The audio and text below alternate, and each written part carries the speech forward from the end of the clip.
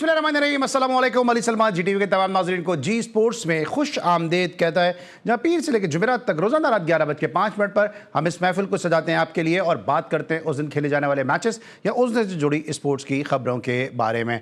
आपके इल्म में है कि कल से पाकिस्तान और इंग्लैंड की टीमों के दरमियान 3 टेस्ट मैचेस पर मुश्तमिल सीरीज़ के पहले टेस्ट मैच का आगाज़ होने जा रहा है। लीड्स में टेस्ट मैच खेला जाएगा और अब इत्तलात आ चुकी हैं कि बाबर आजम जो है अपनी इंजरी की वजह से इस टेस्ट मैच में शिरकत नहीं करेंगे और सलमान आगा बतौर कायद इस टेस्ट मैच में पाकिस्तान को लीड करेंगे। टेस्ट मैच को डिस्कस करेंगे, साथ साथ पाकिस्तान का डोमेस्टिक वनडे टूर्नामेंट जो है अब से थोड़ी देर पहले उसका फाइनल अपने अख्ताम को पहुंचा कि जहाँ पे शाहीन शाह अफरीदी ने इंतहाई शानदार बॉलिंग का मुजाहरा करते हुए हैट्रिक समेत 7 खिलाड़ियों को आउट किया। बड़ी ज़बरदस्त रिमार्केबल परफॉर्मेंस शाहीन शाह अफरीदी की जानिब से सामने आई हैं। इसके साथ साथ आज शामिल हुसैन और साद खान ने भी सेंचुरी स्कोर की हैं और यंगस्टर्स को हमेशा हम अपने शोज़ में जो है वो सपोर्ट भी करते हैं। आज के शो में बात करेंगे पाकिस्तान क्रिकेट के मामलात के हवाले से, लेकिन सबसे पहले प्राइम का फॉर्मेट आज की टॉप स्टोरीज।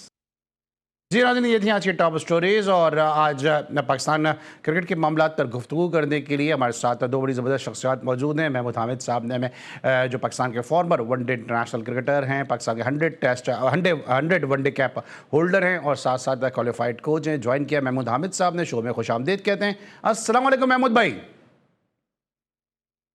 वालेकुम सलाम, क्या हाल है? ठीक ठाक। मैं बिल्कुल ठीक ठाक हूँ महमूद भाई। सबसे पहले तो बताएं कि लीड्स हमेशा से जो है वो एक मुश्किल पिच समझी जाती है और लीड्स में रन्स करना इंग्लैंड में जो है शील्ड लाने के मुतारादिफ होता था, लेकिन अब थोड़ी सी पिच की सूरत हाल भी बेहतर हुई है, इंग्लैंड का मौसम भी बेहतर हुआ है, काफ़ी वहाँ पे जाके लीग क्रिकेट भी खेले आपने, बारहा जो है वो इस इलाके में खेला होगा, इन पिचेस पे आपने खेला होगा। इस पिच को देखते हुए अगर हम पाकिस्तान और इंग्लैंड का कंपैरिजन करते हैं तो कौन सी टीम को आप एज देंगे और आपके ख्याल में कि यहाँ पे टॉस जीत के क्या करना चाहिए? पहले देखें, ये तो सुबह जब पिच को आप देखते हैं उसमें मॉइस्चर कितना है, क्या है, किस तरह का पिच है, ग्रीन है या थोड़ा सा ब्राउनिश शेड आ रहा है, तो उसके हिसाब से आप टॉस जीत के पहले बारी करते हैं या फील्डिंग करते हैं। तो अब ये तो डिपेंड करेगा कि सुबह जब क्योंकि जी महमूद भाई। ऑलराइट, वहां पर पिच को जी आपको आवाज आ रही है मेरी? लेकिन जी आ रही है जी।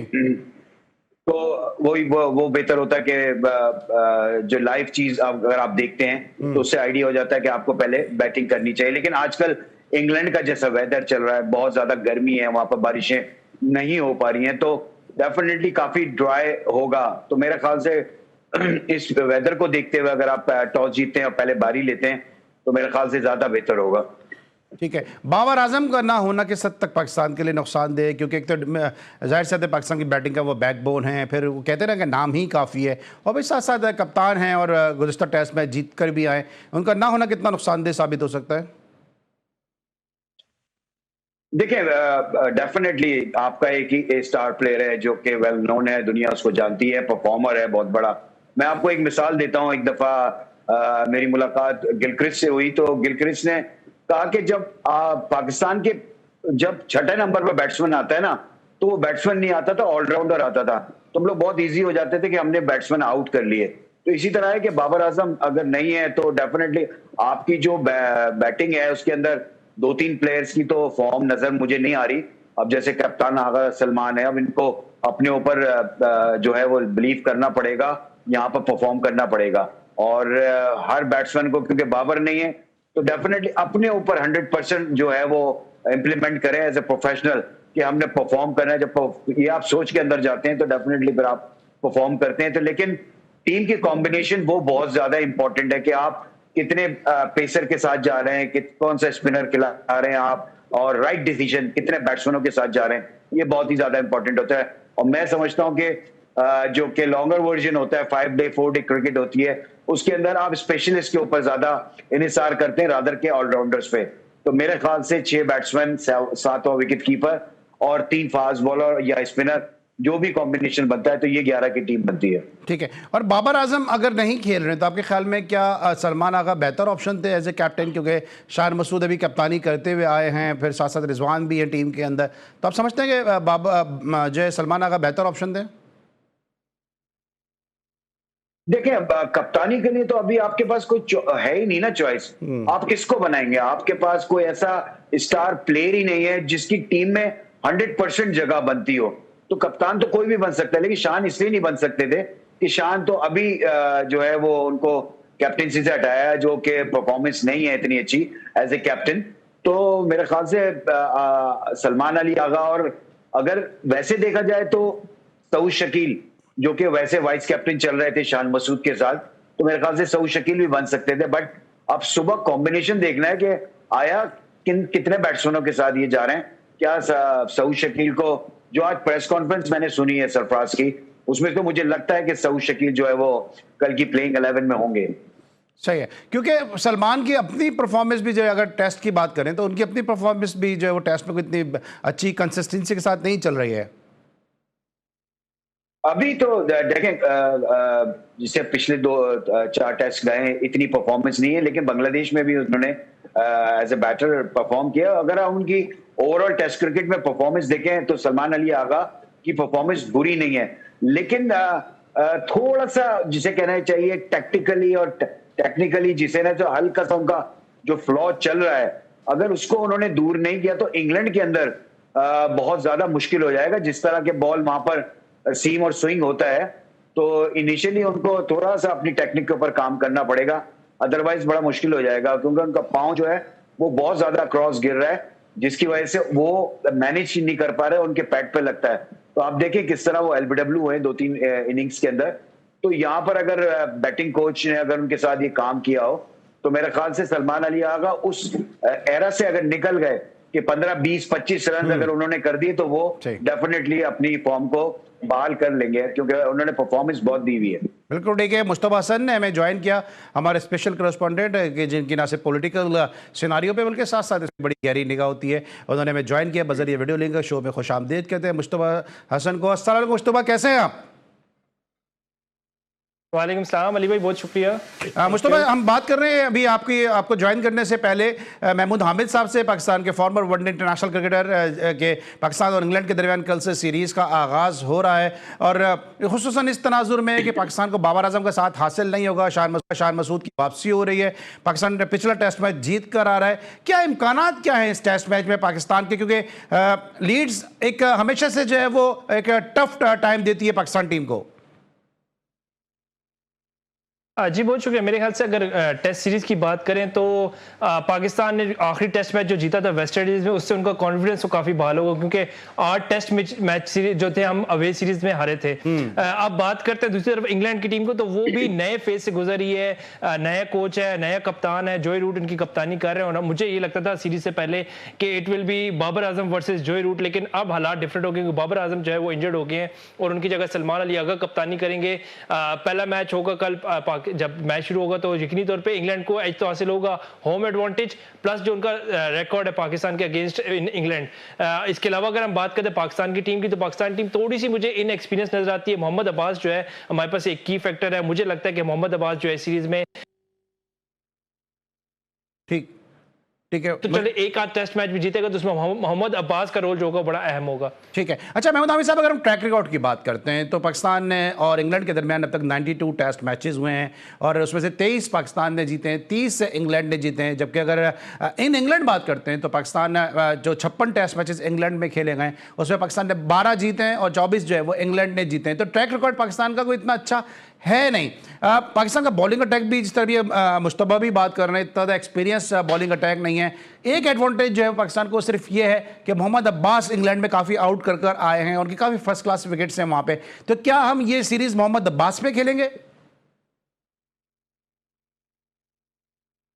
जी महमूद भाई। देखिए, इस वक्त डेफिनेटली जिस तरह अब्बास की फॉर्म चल रही, जी जिस तरह अब्बास की फॉर्म चल रही है, और अगर आप वेस्ट इंडीज में भी पहला टेस्ट मैच देखें, बहुत अच्छी बॉलिंग की है, लेकिन उनको एक पार्टनर की जरूरत होगी। जो मुझे लगता है कि जिस तरह मोहम्मद अली बॉलिंग कर रहा है, तो ये 2 बॉलर आपके होंगे जो आपको मैच विनिंग की तरफ लेकर जा सकते हैं, क्योंकि आपको मैच जीतने के लिए 20 आउट करने पड़ेंगे। तो आपके पास ये 2 ऐसे बॉलर हैं कि मैं समझता हूं कि ये आपको, यही अगर अच्छी बॉलिंग करेंगे तो आपको जिता सकते हैं। अदरवाइज आपके पास ऐसे कोई जेन्युइन पेसर तो है नहीं कि जहां पर आप जो है वो जैसे पहले होते थे आपके पास जनरल फास्ट बॉलर्स, तो वो कुछ ऐसे डरा के या कुछ ऐसी चीज करके जो है पाकिस्तान को जिताएं। लेकिन मैं ये समझता हूं कि ये दो फास्ट बॉलर आपके ऐसे हैं, जिस तरह मोहम्मद अली की फॉर्म लगी हुई है और अब्बास, तो ये दो है कि जो आपको जो है वो 20 आउट करके दे सकते हैं। और लेकिन सबसे इंपॉर्टेंट यही है कि आपको डर के नहीं खेलना है। देखिए, आप वैसे भी मुश्किल में आप हार जाते हैं, लेकिन आप अपना फेयर निकाल। ठीक ठीक है, फेयर फैक्टर को हटा के खेलना होगा। अच्छा मुश्तबा, अगर हम एप्पल टू एप्पल कंपैरिजन अगर हम करते हैं तो अभी फास्ट बॉलिंग की तो हमने बात कर ली, क्या आप समझते हैं कि स्पिन के शोबे में पाकिस्तान को एज कम्पेयर टू इंग्लैंड थोड़ा एडवांटेज हासिल है?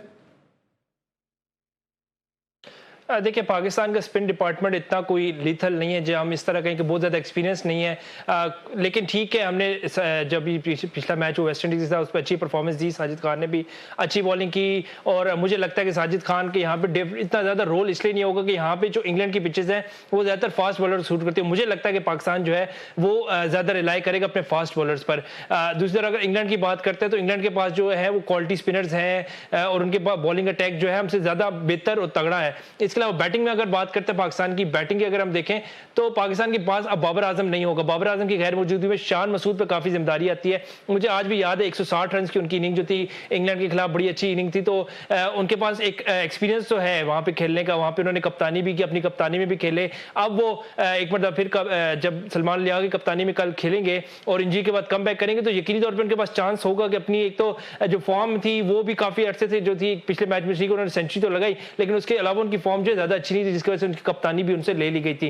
और अब उनके कप्तानी का प्रेशर भी नहीं है। तो मुझे लगता है कि बड़ी पाकिस्तान टीम की जो है बैलेंस है। बाबर आजम की गैर मौजूदगी में ठीक है टीम थोड़ी सी आपकी कमजोर जरूर होगी, लेकिन शाद मसूद की वापसी और फिर सऊद शकील की भी वापसी होगी। उम्मीद लगता है ऐसे है कि पाकिस्तान जो है कल 4 फास्ट बॉलर के साथ जाएगा और स्पिनर पे इसलिए ज्यादा मैं रिलाई नहीं करूंगा क्योंकि कंडीशंस को देखते हुए मुझे लगता है कि पाकिस्तान जो है वो आमिर जमाल के साथ जाएगा इंस्टेड ऑफ कोई एक स्पिनर ड्रॉप करके। और अगर ऐसा होता है तो मुझे लगता है कि अच्छा होगा, क्योंकि देखिए आमिर जमाल को हमने वेस्ट इंडीज में एक टेस्ट मैच खिलाया और उसके बाद उसको ड्रॉप कर दिया। हालांकि काफी अरसे बाद उसने कमबैक किया था, ठीक है, उसकी उतनी परफॉर्मेंस अच्छी नहीं थी, लेकिन इतने अरसे बाद एक प्लेयर आता है तो उसको थोड़ा सा टाइम जरूर देना चाहिए कि आप 1-2 टेस्ट मैच दें और उसके बाद उसको जज करें। लेकिन एक मैच के बाद जज करके उसको टीम से बाहर कर देना मेरे ख्याल से थोड़ी सी गलती थी। अच्छा, आपने शान मसूद की बात की, अब्बास को भी हमने ड्रॉप कर दिया था। आपने शान मसूद की बात की और शान मसूद का जो रोल है, जिस तरह मोहम्मद अब्बास की बात कर रहे हैं कि मोहम्मद अब्बास पे पाकिस्तान बहुत डिपेंड करेगा और बाबर की अदम मौजूदगी में शान मसूद पे पाकिस्तान का इन्हिसार बहुत ज़्यादा होगा। महमूद हामिद साहब चूंकि बहुत ज़्यादा क्रिकेट वहाँ पे खेले भी हैं और मिडिल ऑर्डर बैट्समैन भी हैं, तो इनसे भी बात करेंगे ज़रा शान मसूद की बैटिंग के हवाले से कि शान मसूद का ट्रैक रिकॉर्ड भी काफ़ी अच्छा है। लेकिन एक छोटे से ब्रेक के बाद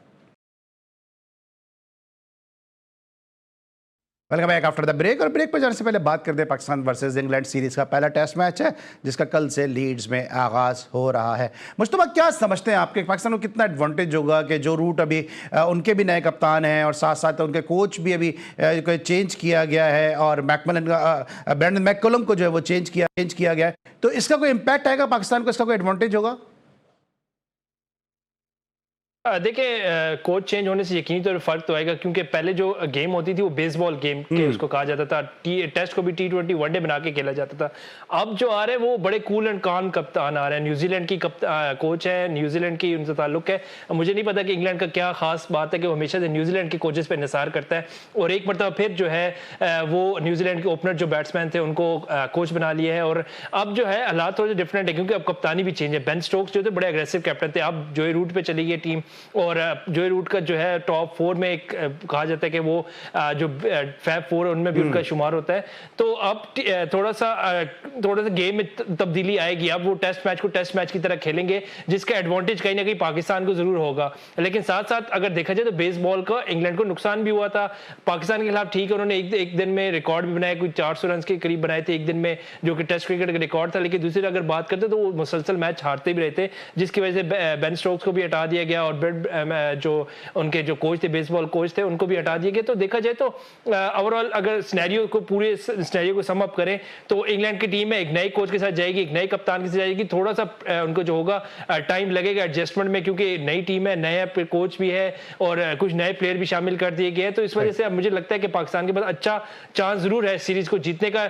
जीतेगा नहीं तो एटलीस्ट सीरीज को एक मैच जीत जाए, 2 मैच जीत जाए और एक इम्पैक्ट बता दे कि पाकिस्तान टीम जो है वो बाहर जाकर भी सब सब कॉन्टिनेंट से बाहर भी जाकर टेस्ट मैच जीत सकती है। और इस वक्त अगर मोमेंटम जो देखा जाए तो वो पाकिस्तान के साथ यकीनी तौर पर है, क्योंकि पाकिस्तान ने पिछले टेस्ट मैच में वेस्ट इंडीज को अच्छे तरीके से हराया था और तकरीबन जो मैच था बाबर आजम जिस तरह फिनिश किया तो उनकी इंटेंट बड़ी क्लियर थी। 8 विकेटों से गालिबन हम मैच जीते थे और पाकिस्तान उस टेस्ट में पूरे मैच में हावी रहा था। हमारे पास बड़ी अच्छी एग्जांपल है ऑस्ट्रेलिया वर्सेस बांग्लादेश मैच की, किस तरह बांग्लादेश ने ऑस्ट्रेलिया को शिकस्त दी, किस तरह पूरे मैच में हावी रहा। मेरे ख्याल से पाकिस्तान को भी उससे सीखना चाहिए, क्योंकि वही बांग्लादेश जो आज से पाकिस्तान से तकरीबन 40 साल बाद टेस्ट उनका जो अनाउंस हुआ था टेस्ट क्रिकेट में शामिल हुए थे, उन्होंने जाके ऑस्ट्रेलिया को हरा दी, जो कि पाकिस्तान काफी अरसे से नहीं कर सका। तो पाकिस्तान को भी चाहिए कि अब महमूद आमिर साहब ने भी ज्वाइन किया है। महमूद भाई, अभी ब्रेक करने से पहले मैंने बात की थी कि शाहिद मसूद का रोल कितना इंपॉर्टेंट होगा, क्योंकि जो पाकिस्तान ने गुज़िश्ता 3 टेस्ट मैचेस में 2 टेस्ट मैचेस जीते हैं, उसमें शाहिद मसूद का बड़ा इंपॉर्टेंट रोल रहा है। और जिस तरह हम बार बार बात करें कि आप खुद वहाँ पे काफ़ी क्रिकेट खेले हैं, मिडिल ऑर्डर बैट्समैन है, तो शान के ऊपर कितना डिपेंड करेगी पाकिस्तान की टीम इस तरह बॉलिंग में अब्बास पे डिपेंड कर रही है?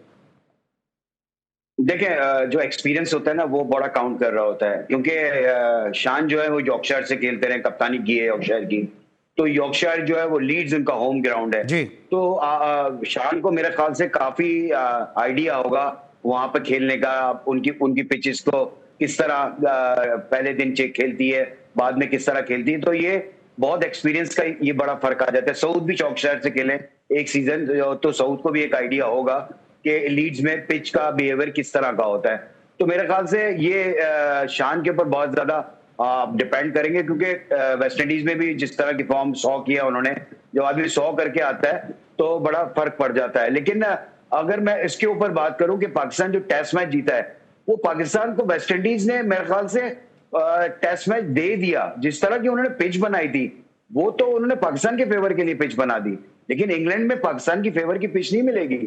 वहां पर आपको स्ट्रगल थोड़ा बहुत आपको करना पड़ेगा, आपके फास्ट बॉलर्स को आउट करना पड़ेगा। जब आपके देखें वेस्ट इंडीज में भी आपके फास्ट बॉलर ने आउट किया तो बैटिंग आपकी नहीं चल पाई। तो यहाँ पर दोनों को एक बैलेंस के साथ आपको उनको 20 आउट करना पड़ेंगे आपके बॉलर्स को, और आपके बैट्समैनों को रन्स करना पड़ेंगे, और अपने ऊपर जिम्मेदारी लेनी पड़ेगी कि जो भी बैट्समैन सेट हो जाए, 50 करता है वो 50 से 100 की तरफ जाए, 50 के बाद 60 पे। लेकिन जिस तरह अब्दुल्ला शफीक की फॉर्म लगी हुई है कि मुझे आई बिलीव के जिस तरह उसने डोमेस्टिक क्रिकेट में रन्स किए और जाके इम्पैक्ट जैसे शो किया उसने वेस्ट इंडीज के सेकंड टेस्ट मैच में, तो अब्दुल्ला शफीक से बड़ी होप है कि वो एक बड़ा स्कोर करके दें। शान आपके पास हैं, सऊद शकील का मुझे लग रहा है उनको खिलाएंगे डेफिनेटली कल, तो सऊद के ऊपर बहुत जिम्मेदारी है। ठीक है, लेकिन एक और सवाल भी होता है, एक और सवाल भी महमूद आमिर साहब यहाँ पैदा होता है कि इस सीजन में अमूमन क्या ऐसा बिहेवियर क्या होता है पिचेस का? देखें, एंड ऑफ अगस्त जो होता है या सितंबर जो होता है तो सर्दी आनी शुरू हो जाती है, लेकिन इस दफा इंग्लैंड का वेदर बिल्कुल सडनली चेंज है। अब बारिशें नहीं हो रही हैं और बहुत ज्यादा गर्मी पड़ रही है, और जिसकी वजह से थोड़ा सा इम्पैक्ट जरूर आया होगा। पिच अच्छी हो रही होंगी, शॉट्स लग रही होंगी। अगर आप वैसे जो हम देख रहे हैं वहां पर जो मैचेस हो रहे हैं तो बड़ी अच्छी बैटिंग के लिए बड़ी अच्छी पिचेस बनी हुई हैं। लेकिन अब ये देखना होगा कि लीड्स में उन्होंने किस तरह टेस्ट मैच की तैयारी की हुई है। जो मैंने फुटेज देखी है तो उसमें तो मुझे ग्रीन पिच नजर आ रहा है कि बॉल जो है वो जो है सीम जरूर होगा इनिशियली। तो अब ये देखते हैं कि कल किस तरह का जो है जब ऊपर से कवर हटेंगे तो कैसा पिच नजर आता है। लेकिन अब पाकिस्तान को मेरे ख्याल से पिच को देखते हुए ये नहीं देखना है कि हमारा कौन सा प्लेयर बाहर हो रहा है या कौन सा प्लेयर अंदर आ रहा है। किसी को खिलाने के लिए आप कॉम्बिनेशन प्लीज ना खराब करें, आप प्योर कॉम्बिनेशन के साथ जाएं। लेकिन सर किसी को बिठाने के लिए भी तो कॉम्बिनेशन खराब कर रहे हैं। जरा अपना मुश्तबा से जानते हैं। मुश्तबा, जो इत्तलात आई हैं वो ये है कि अब्दुल्ला फजल जो थे जब वो आए तो वो उनका जब रिहैब हो गया, उन्होंने रिक्वेस्ट की कि मैं जब फिट हो चुका हूँ, ताकि जावेद साहब ने उनको नहीं भेजा और फिर उनको बोला कि फिर उन्होंने ये कहा कि मैं ये जो डोमेस्टिक वनडे टूर्नामेंट हो रहा है ये मैं खेलना चाहता हूँ, इसमें भी खेलने का मौका नहीं मिला। कराची में 2 प्रैक्टिस मैचेस कराया सर शफीक साहब ने, उसमें उन्होंने कोई 100 से ज़्यादा की रन की इनिंग खेल दी, तो अपनी फॉर्म तो अपनी फिटनेस तो उन्होंने प्रूव कर दी है। क्या लग रहा है कि अब्दुल्ला फजल को जिस तरह महमूद आमिर साहब कर रहे हैं, किसी को खिलाने के लिए किसी को जो है वो कॉम्बिनेशन खराब नहीं करें, तो अब्दुल्ला फजल का केस आपको क्या लग रहा है कि क्या दानिस्ता तौर पे उनको पीछे किया जा रहा है? देखिए ये एक बड़ा मसला है हमारे पाकिस्तान क्रिकेट का, और ये चलता रहेगा कि जो डिजर्विंग प्लेयर है वो टीम में जगह नहीं बना पाता, लेकिन दूसरी टीम प्लेयर्स को टीम में जगह बनाने में बड़ी आसानी हो जाती है जो परफॉर्म नहीं भी करता।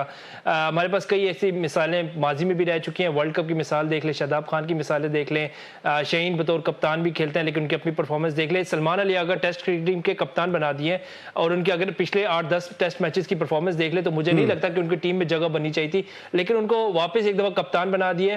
तो इसी तरह अब्दुल्ला फजल का भी अगर केस देखा जाए तो इससे ज्यादा मुख्तलिफ नहीं है, और ये पाकिस्तान बदकिस्मती उनकी कहूँ या पाकिस्तान क्रिकेट के साथ जो लोग जुड़े उनको कसूरवार ठहराऊं कि आखिर क्या वजह है कि अब्दुल्ला फजल जैसे प्लेयर या और भी कई ऐसे प्लेयर हैं जो डिजर्विंग प्लेयर हैं जो टीम में होने चाहिए थे लेकिन वो टीम में नहीं है।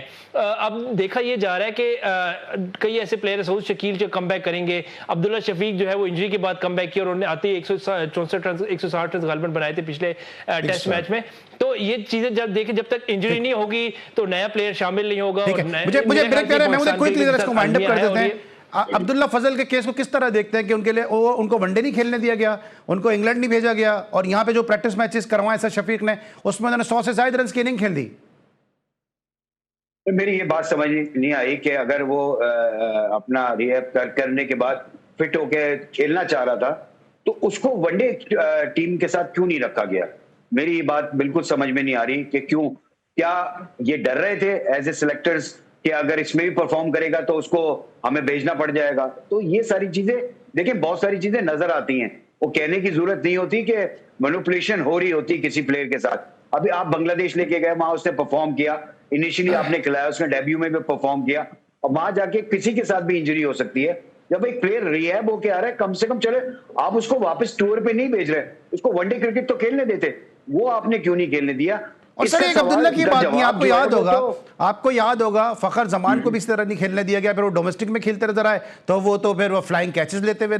पाकिस्तान क्रिकेट में जो पसंद नापसंद है ये बहुत बुरे तरीके से पाकिस्तान क्रिकेट को इस वक्त डैमेज कर रही है। इस वक्त हम लेंगे ब्रेक, और जब ब्रेक के बाद वापस आएंगे तो आज जो चैंपियंस कप का फाइनल खेला गया उसको डिस्कस करेंगे, साथ साथ कल पाकिस्तान वर्सेज इंडिया हॉकी का बड़ा इंपॉर्टेंट मैच है, मुश्तबा से उसके बारे में भी अपडेट लेंगे। मिलते छोटे से ब्रेक के बाद।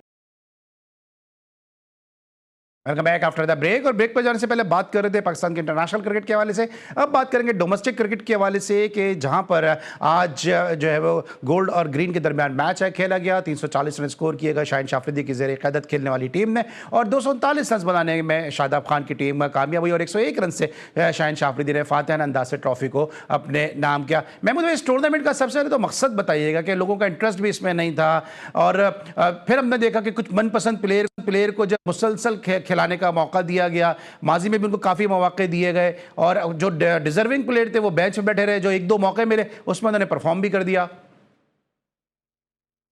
डेफिनेटली देखिए, पहले भी एक अपनी 4 टीमों की वो बनाया था जो फ्लॉप हुआ था, आपको याद होगा पिछले साल, जिसमें सरफराज, मिसबाउल हक और शुएब मलिक ये लोग थे। तो जी हाँ, आपने उसमें T20 क्रिकेट भी कराए, आपने वनडे क्रिकेट भी कराए, वो एक आप लेकर चल रहे थे। उसके बाद एक कैंप लगना था जिसकी तैयारी हो रही थी, आपने वो ही एकदम खत्म कर दिया, उन मेंटर्स को आपने हटा दिया। 2 तो लग गए, बाकी जो है वो मलिक भी हट गया, और जिसे कहना चाहिए वकार यूनुस साहब भी वो भी चले गए। तो वही चीज आप दोबारा लेकर आए, किसके कहने पे? क्या माइक हैसन का मतलब मेरी समझ में नहीं आ रहा कि माइक हैसन क्या चाह रहे हैं, किस तरह चाह रहे हैं। वो कोचेस भी वो लगा रहे हैं, मतलब कि फील्डिंग कोच ये होगा तो बैटिंग कोच ये होगा। तो ये मेरे समझ में नहीं आ रहा कि आपने वही चीजें दोबारा करके, जहां पर आपका एक फेलियर हो चुका है, जिसको आप फ्लॉप कह रहे थे, फिर वही बोर्ड आपको दोबारा वही चीज कर रहा है। तो ये सारी चीजें समझ में ये बात नहीं आती। और कुछ प्लेयर्स ऐसे हैं कि आपको जिस तरह आपने प्लेयर्स खिलाए जो कि प्रूवन फेलियर्स हैं, वो भी आप दोबारा आप उनको खिलाते हैं यंग बच्चों को। बहुत से प्लेयर ऐसे हैं जो डोमेस्टिक क्रिकेट में परफॉर्म किया है, उनका नाम नहीं है इसके अंदर। तो आप की मेरी समझ में नहीं आ रहा, आपका जाहिर सी बात है आप जो चीज दिखाएंगे हेड कोच को तो वो वही देखेगा ना। ठीक है, मुस्तफा से भी लेते हैं। मुस्तफा, आप इस टूर्नामेंट को किस तरह देख रहे हैं, कितना सक्सेसफुल कितना फेल ये टूर्नामेंट रहा? मुल्तान की शदीद गर्मी में ये टूर्नामेंट खेला गया, और मेरी एक अंपायर से बात हुई, उनका ये कहना था कि बहुत ही शदीद गर्मी थी और अंपायर्स को भी जो है वो काफी मुश्किलात का सामना करना पड़ा शदीद गर्मी में।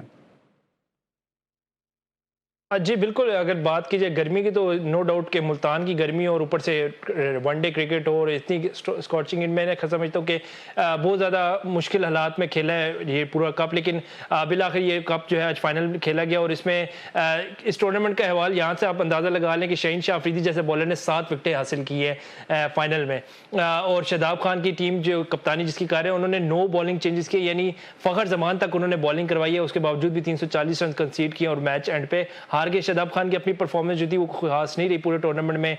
शहीन अफरीदी ने आज 7 विकेटें लेकर अब अगले जो 1-2 साल है हमारे पे ये मुसल्लत हो जाएंगे कि हमने नेशनल कप में 7 विकेटें ली थी। और अगर ओवरऑल बात करें इस कप की तो कुछ अच्छी चीज़ें भी आई, जिसमें शामिल हुसैन ने आज सेंचुरी की, साद खान की सेंचुरी, फिर ऐसे प्लेयर थे जो मैं कहता हूँ जो इमर्जिंग प्लेयर है या जो पाकिस्तान का फ्यूचर है, मुस्तकबिल है पाकिस्तान का, उन्होंने स्कोर किया। और अच्छी चीज़ें ये हमें मुस्बत चीज़ें देखें कि इतनी गर्मी में जहाँ पे टेम्परेचर जो है वो अराउंड 40 या 40 प्लस होता है, वहाँ पे शामिल हुसैन जैसे जो हमारे यंगस्टर्स हैं, नौजवान हैं, जिनकी बातें की जाती है कि उन्होंने बांग्लादेश में जाके नाकाम हुए या पाकिस्तान टीम में आते तो नाकाम होते, लेकिन अच्छी चीज़ ये है कि उन्होंने नेशनल कप में खेला और उसमें परफॉर्म किया। और हमारे सीनियर प्लेयर्स जो है थे जो काफ़ी अर्से से डोमेस्टिक क्रिकेट नहीं खेल नजर आते थे, अब वो खेलते हुए नजर आते हैं। तो ये थोड़ी थोड़ी मुस्बत चीज़ें जो है मुझे लगता है मुस्बत चीजें तो आई है, लेकिन महमूद भाई आपने सिंध रीजन को हेड भी किया हुआ है, आपने सिंध रीजन की क्रिकेट के को देखा बड़े करीब से, कोच भी रहे यहाँ पर कराची के साथ। कितनी खुश आइन चीज़ है कि हमने पहले सुलेमान को देखा जिनका हैदराबाद से ताल्लुक है, उन्होंने सेंचुरी की, और अभी साद खान को आज हमने देखा उन्होंने सेंचुरी की। ये मेरे ख्याल में पहली मरतबा ऐसा हुआ होगा कि हैदराबाद के किसी दो प्लेयर ने एक ही टूर्नामेंट में सेंचुरी स्कोर की है। देखिए दोनों प्लेयर, मैं आपको बताऊं कि सुलेमान पिछले उसके अंदर भी हमारी टीम के अंदर थे, और he is a good, very good player. Spinners को बहुत अच्छा खेलते हैं और फास्ट बॉलर को भी उतना ही अच्छा खेलते हैं। और साद खान देखिए ये प्लेयर कंसिस्टेंट हैं, ये परफॉर्मेंस करते हुए आ रहे हैं, डोमेस्टिक क्रिकेट में भी इन्होंने अच्छी परफॉर्मेंस की है। अब ये प्लेयर ऐसे हैं कि इनको लेकर आपको चलना पड़ेगा, आप इनको इमर्जिंग टीम के साथ इनको खिलाएं, इनको 4 डे क्रिकेट ज्यादा खिलाएं ताकि ये और गुरु में जो पाकिस्तान टीम में जाए और तो ताकि वो परफॉर्म करें। लेकिन इनके अंदर डेफिनेटली मुझे जो है वो बड़ा स्पार्क नजर आता है कि वो इंटरनेशनल क्रिकेट में पाकिस्तान के लिए अच्छी परफॉर्मेंस देंगे। जैसे शामिल हुसैन की आपने बात की, शामिल हुसैन भी बहुत अच्छी परफॉर्मेंस है। देखें अब आप इंटरनेशनल क्रिकेट में जाते हैं ना, समहाउ हो जाता है कि आपके इनिशियल मैचेस अच्छे ना हो, लेकिन ये जरूरी नहीं है कि आप बाद में भी जाके वो अच्छी परफॉर्मेंस ना करें। हमें बहुत से ऐसे प्लेयर, मैं आपको बताता हूँ, सईद अनवर की मिसाल दे लें, ईच इनिंग 0 किया था उन्होंने पहले टेस्ट में, ग्राम गूच ईच इनिंग 0 किया था, उसके बाद उनकी परफॉर्मेंसेस देखें कहाँ स्टार बने वो प्लेयर्स। तो हम इतनी जल्दी जजमेंटल हमें होना नहीं चाहिए, यंगस्टर को थोड़ा सा सपोर्ट करें, क्योंकि पाकिस्तान टीम के पास ऐसे प्लेयर अब नहीं आ रहे जो गेम को लेकर चल सकें। तो मेरे ख्याल से ऐसे प्लेयर हमें ढूंढने हैं। लेकिन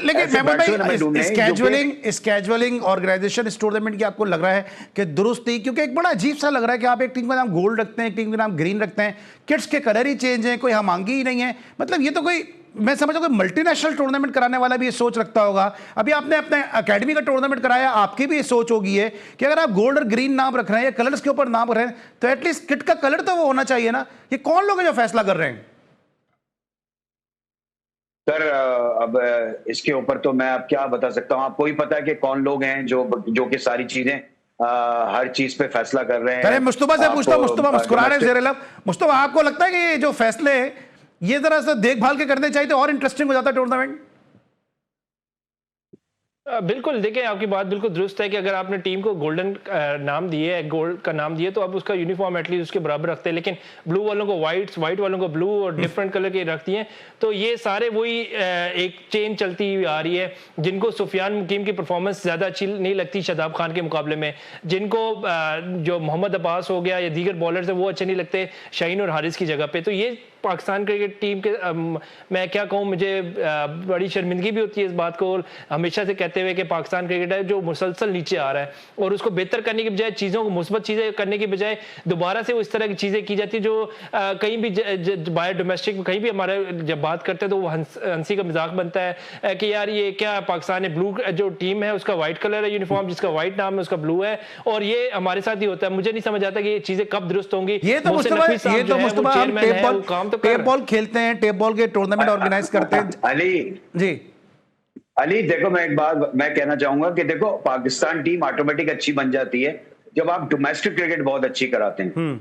दुनिया के अंदर डोमेस्टिक क्रिकेट अच्छी होती है तो आप जो है वो पाकिस्तान के क्रिकेट आप अच्छी अच्छा चले, मैं आखिरी मेरा सवाल है, हम आखिरी मेरा सवाल है, हमने और आपने बहुत रमजान क्रिकेट बहुत कवर की है, बहुत हमने साथ कमेंट्री की है। आपको लगता है कि जो रमजान क्रिकेट कराची में होती थी, मैं सिर्फ कराची की बात इसलिए करूं कि कराची में ही रमजान क्रिकेट ज्यादा हो गया, तो क्या इसका स्टैंडर्ड जो था वो कहीं बेहतर नहीं था इस डोमेस्टिक के जो टूर्नामेंट अब तक हो रहे हैं, प्रोडक्शन वाइज, कमेंट्री वाइज, बाकी चीजों में?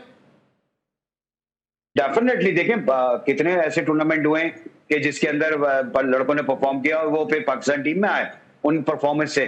तो एक जिसे कहना चाहिए कॉम्पिटिटिव क्रिकेट होती है जिसमें आपको पता चल रहा होता है, फिर टेलीवाइज हो रही होती है चीजें, तो कुछ प्लेयर वहां से भी आ जाते हैं, नए प्लेयर भी आ जाते हैं कि एकदम कोई अच्छा प्लेयर है। मैं जो बात करना चाह रहा हूँ नाली, अगर एक दो सेकंड तो डोमेस्टिक क्रिकेट जो है ना वो आपको अच्छी करनी पड़ेगी। आपने अभी फिर दोबारा, पहले 18 का रीजन से आपकी क्रिकेट हो रही थी, आपने अब 20 रीजन कर दिए और 20 रीजन की क्रिकेट आप कराने जा रहे हैं। सारे कितने फर्स्ट क्लास प्लेयर बना देंगे, आपके पास इतने प्लेयर्स हैं, ठीक है। मैं आखिरी मेरा सवाल है, फिर मैं हॉकी पे बात करनी मुझे मुश्तबा के साथ। आखिरी में सवाल है, अजहर महमूद ने कहा कि जो है वो बाबर आजम को रिस्पेक्ट नहीं दे रहे। अजहर अली भी ये बात कहते हैं कि रिस्पेक्ट नहीं दे रहे, अजहर महमूद भी बात कहते हैं, प्लेयर भी कहते हैं बात करना सोचना गुनाह है। कितनी रिस्पेक्ट चाहिए आखिर बाबर आजम को? नहीं, डेफिनेटली देखें, एक परफॉर्मर को रिस्पेक्ट तो प्लेयर को मिलनी चाहिए। तो सर आप रन्स करेंगे तो रिस्पेक्ट मिलेगी ना, या सोशल मीडिया की वजह से रिस्पेक्ट मिलेगी? नहीं, सोशल मीडिया की वजह से रिस्पेक्ट की बात नहीं है। हर प्लेयर की अपनी अपनी रिस्पेक्ट है। पाकिस्तान के लिए उसने बड़ा परफॉर्म किया है। कहीं पे आपको सपोर्ट की भी जरूरत होती है ऐसे प्लेयर को। तो आपको क्या लगता है बाबर आजम को सपोर्ट या रिस्पेक्ट नहीं मिली पाकिस्तान से? मुझे नहीं लग रहा कि जिस तरह कप्तानी मिली, फिर हटी, फिर दोबारा मिली, फिर दोबारा मिल गई है। तो आपके पास देखे ना, आपके पास प्लेयर कहाँ है? आपके कप्तान था, आपको वापस देना पड़ गया बाबर आजम को। ठीक है, आप पहले भाई ऐसे प्लेयर तो लाएं, प्लेयर तो बनाएं। मुस्तफा मुझे ब्रेक पे आना है, मुस्तफा मुझे ब्रेक पे आना है। आपको लगता है कि बाबर आजम को रिस्पेक्ट नहीं मिली? जबकि मैं जाती तौर पे समझता हूं कि जितनी रिस्पेक्ट, जितना प्यार इनको मिला शायद ही किसी और प्लेयर को मिला पाकिस्तान की क्रिकेट हिस्ट्री में। देखिए 3 से 4 वर्ल्ड कप बाबर आजम खेल चुके हैं। मुझे बताएं कौन सा वर्ल्ड कप बाबर ने आज तक हमें जिताया, कौन सा चैंपियंस ट्रॉफी जितवाया, कौन सा कोई बड़ा टूर्नामेंट में? अच्छा मुस्तफा, मैं जरा से ब्रेक ले लूं क्योंकि टाइम हो गया ब्रेक का। मैं वापस आता हूं, यही क्वेश्चन फिर जरा प्लेस करता हूं आपके सामने। Mahmood, so much for being with us. Mahmood Hamid साहब हमारे साथ मौजूद थे। मुस्तफा से बात करेंगे कुछ हॉकी के मामलात के हवाले से भी, और ये जो क्वेश्चन किया बड़ा इंपॉर्टेंट क्वेश्चन है, मुस्तफा से इसका भी जवाब लेंगे। मिलते हैं छोटे से ब्रेक के बाद। Welcome back after the break. Mustafa हमारे साथ मौजूद है। मुस्तफा, अभी एक स्टेटमेंट हमने हेडलाइन में ऑन एयर किया कि अजहर महमूद ने कहा कि बाबर आजम को जो है वो रिस्पेक्ट नहीं दी जा रही जो वो डिजर्व करते हैं। आप समझते हैं कि बाबर आजम को ड्यू रिस्पेक्ट नहीं दी जा रही है? क्योंकि जितनी रिस्पेक्ट, जितनी केयर उनकी की गई है, शायद ही पाकिस्तानी क्रिकेट हिस्ट्री में किसी को परफॉर्मेंस ना होने के बावजूद भी इतने मौके मिले हैं और इतना जो इनको किंग बना के पेश किया गया हो। देखिए जितनी बाबर आजम की परफॉर्मेंस है, जितनी बाबर आजम के पाकिस्तान के लिए रोल है, चैंपियंस ट्रॉफी खेले उसने, वर्ल्ड कप्स खेले, 3 से 4 वर्ल्ड कप गालिबन खेले, और अभी तक कोई ऐसी परफॉर्मेंस हमें नजर नहीं है सिवाय एक इंडिया के मैच पे। वो एक मैच हम पे आज तक इतना भारी है कि हमने उसको किंग भी बना दिया, हमने उसको हर वर्ल्ड कप में खिला दिया, हमारे वो बैकबोन बन गया टीम की। हालांकि पाकिस्तान के पास इससे कई ज्यादा टैलेंटेड प्लेयर मौजूद है, कई ज्यादा अच्छे प्लेयर मौजूद है। अब्दुल्ला शफी की एग्जाम्पल आपके सामने है, कितनी अच्छी टेक्निक है उसकी, कितना जबरदस्त बैलेंस है ओवरऑल देखा जाए तो उसका जो शॉट्स है। लेकिन उसका क्या है कि सोशल मीडिया नहीं है। अगर यही फेम या यही सोशल मीडिया अब्दुल्ला शफीक को मिल जाए या किसी और टैलेंटेड प्लेयर को मिल जाए तो मेरे ख्याल से ये चीजें खत्म हो जाएगी। लेकिन पाकिस्तान में कुछ लाडले मौजूद है जिसमें हारिस रऊफ हो गया, शहीनशाह अफरीदी हो गया, सलमान अली आगा को नवाजिशें की जा रही है, सरफराज ने खुद कहा कि ख्वाजा नाफे सोशल मीडिया के जरिए खेल गए। देखिए कई ऐसे प्लेयर हैं, बाबर आजम को देख ले, शाहीन हारिस, कई ख्वाजा नाफे आपने नाम लिए, तो ऐसे कई प्लेयर हैं जो सिर्फ सोशल मीडिया के बुनियाद पर टीम में सिलेक्ट है। मुझे बताएं कि पाकिस्तान में बाबर आजम T20 क्रिकेट में कैसे वापस आया? कोई परफॉर्मेंस नहीं, कोई T20 खेला नहीं, लेकिन डायरेक्ट टीम में कैसे वापस आया? आप मुतमईन नहीं है मजहर महमूद के स्टेटमेंट से? जितनी रिस्पेक्ट देखिए जितनी उनकी परफॉर्मेंस है, जितनी उनका पाकिस्तान के लिए अभी तक उन्होंने कुछ किया, मेरे ख्याल से हमने उससे ज्यादा उनको रिस्पेक्ट दी। और किंग उनको कुछ लोग कहते हैं, जो मैं तो नहीं मानता किंग, लेकिन उनको किंग कहा जाता है। इससे ऊपर अब क्या, मेरे ख्याल से कुछ भी नहीं कर सकते। ऑलराइट, मुस्तफा के साहब ने क्रिकेट के हवाले से बात की, लेकिन मुस्तफा पाकिस्तान हॉकी को भी बहुत ज्यादा कवर कर रहे हैं। कल पाकिस्तान इंडिया का हॉकी का बड़ा इंपॉर्टेंट क्रंच मैच है, मस्ट विन मैच है पाकिस्तान के लिए भी और इंडिया के पर्सपेक्टिव से भी। इस मैच को लेकर पाकिस्तान के फॉर्मर इंटरनेशनल प्लेयर और फॉर्मर ओलंपियन की क्या राय है, आइए पहले वो सुनते हैं। इंडिया से लड़ सकता है और कोशिश करें तो शायद सरप्राइज हो जाए और पाकिस्तान जो है सेकंड राउंड में पहुंच जाए। कोचेस ने जो बताया उस पर अमल करें। आप अटैकिंग गेम खेलेंगे तो आपको विक्ट्री मिलेगी, अगर आप डिफेंसिव पे चले जाएंगे तो आपको मार पड़ेगी। वो बिल्कुल नहीं खेल पाए, मुझे कोई खास उम्मीद नहीं है। अगर कोई न्यूमेरिकल हो जाए, अल्लाह ताला जिता दे, अदरवाइज पाकिस्तान का मुकाबला इंडिया से बहुत मुश्किल है। जी जनाब, आपने हनीफ खान साहब, वसीम फिरोज और इफ्तिखार सैयद साहब को सुना, पाकिस्तान हॉकी के बड़े नाम है। और कहा यह जा रहा है कि बिसाइड द रैंकिंग ये मैच जो है वो हाई वोल्टेज मैच होगा, जोश और जज्बे का मैच होगा। मुस्तफा, आपने पाकिस्तान हॉकी टीम के कैंप्स को करीब से कवर किया है, पूरी सीरीज आपने देखी, पाकिस्तान वर्सेस साउथ कोरिया। उम्मीद क्या है, क्या पाकिस्तान इंडिया के खिलाफ अलग जोश और जज्बे से खेले, पाकिस्तान जीत सकता है? देखिए अली भाई, मेरे ख्याल से हमने पूरा ये सीरीज भी कवर की, उसके अलावा ट्रेनिंग कैंप भी कवर किया। तो जो पाकिस्तानी खिलाड़ी थे वो बड़े पुरजोश नजर आए, खासतौर पे इंडिया के मैच को लेकर, क्योंकि मैं जिससे भी खिलाड़ी से बात की उसने कहा हम इंडिया को सरप्राइज देंगे और इंडिया को हो सकता है हम अपसेट शिकस्त दें और डिफरेंट टेक्निक देंगे। अब बात यह है कि ये अगर या मगर ये इस वक्त एक ऐसी मोड़ पर हम आ चुके हैं कि हमें एक्सपेक्ट नहीं था कि इंग्लैंड इंडिया को हिराएगा और फिर हमारे पास ये एक चांस बन जाएगा कि हम इंडिया को हिरा के आगे जा सकते हैं। अब हाल ये है कि हम अगर कल मैच अच्छा खेलते हैं, जो कि पाकिस्तान की अगर परफॉर्मेंस देखें, इंग्लैंड के खिलाफ कोई ज्यादा अच्छी परफॉर्मेंस नहीं थी, लेकिन वेल्स के खिलाफ, इंग्लैंड के खिलाफ चौथा क्वार्टर अगर देखें और वेल्स के खिलाफ जो पाकिस्तान ने खेला तो कुछ चीजें बेहतर हुई हैं नई मैनेजमेंट के आने से। गो के वो पुरानी गलतियां वहीं पे हैं कि आज भी हम जो है वो किट भूल जाते हैं, बाहर रख देते हैं, और ये बड़ी शर्मिंदगी की बात है कि अब वर्ल्ड कप खेल रही एक टीम और अपनी वो किट लेना भूल गई। ये चीजें हमने माजी में भी देखी थी कि एडमिनिस्ट्रेशन चेंज हो गई, लेकिन गलतियां वही हैं अभी तक। और पाकिस्तान टीम में अभी तक जो है वो उस लेवल पे, इंटरनेशनल लेवल पे आके उस तरह की चीजें जो नहीं होनी चाहिए थी, लेकिन वो कर रही है। मैनेजमेंट की यहाँ पे गलती थी, लेकिन कोच ने जो सारा मलबा था वो गोलकीपर पर डाल दिया। फिर हमारे कोच जो है वो कहते हैं कि मैं पाकिस्तान ना आने का फैसला कर चुका था अदम अदायगियों की वजह से पिछले दौर में, लेकिन उसके बाद अब वानी साहब के कहने पर वो वापस एक दफा आए हैं। टीम में बेहतरी आई है। ये इसमें मैं अगर आपको देखूं तो पाकिस्तान इंग्लैंड का चौथा हाफ देखे और वेल्स के साथ जो पाकिस्तान का कमबैक तो बड़ा अच्छा शॉर्ट कंसाइज में समझो, पाकिस्तान अगर जज्बे के साथ खेले तो इम्कानात काफी हैं पाकिस्तान के। देखिए प्लेयर्स तो बड़े पुरजोश थे और पाकिस्तान के कप्तान हो जाए, हमाद अंजुम हो गया, इसके अलावा अबू बकर हो गए जो कप्तान है पाकिस्तान के, साबिक कप्तान हमाद, बट बड़े पुरजोश नजर आते। और इंडिया के खिलाफ मैच में उन्होंने सबने फर्दन मैनेजर से पूछा तो उन्होंने यही कहा कि हम इंडिया को सरप्राइज करेंगे और मुझे इंडिया को सरप्राइज करेंगे। Thank you so much Mustafa, thank you so much Mustafa हमारे साथ मौजूद थे। थैंक यू महमूद हामिद साहब, आज के शो को आप दोनों ने रौनक बख्शी और उम्मीद करते हैं कि पाकिस्तान जो इंडिया के खिलाफ कल अच्छे खेल का मुजाहरा करे। लेकिन जिस तरह बार बार बात करते हैं कि जी स्पोर्ट्स एक इदारा नहीं है, एक चैनल नहीं है, ये एक फैमिली है। जो हमारे पुराने कुलीग जो हमारे साथ मुख्तलिफ स्पोर्ट्स चैनल में भी साथ रहे, मुख्तलिफ प्रोडक्शंस में भी साथ रहे, कमेंट्री में भी साथ रहे, फैसल उनकी जो तबीयत नासाज है, प्रोग्राम के तवज्जुद से हम दुआ करेंगे अल्लाह ताला फैसल को सेहत दे, तंदुरुस्ती दे और जल्द से जल्द उनको सेहत याब करें। आज के लिए बस इतना, इंशाल्लाह कल फिर मुलाकात होगी। अली सलमान को पूरी प्रोडक्शन टीम के साथ इजाजत दीजिए, अपना बहुत ख्याल रखिए, अल्लाह हाफ़िज़।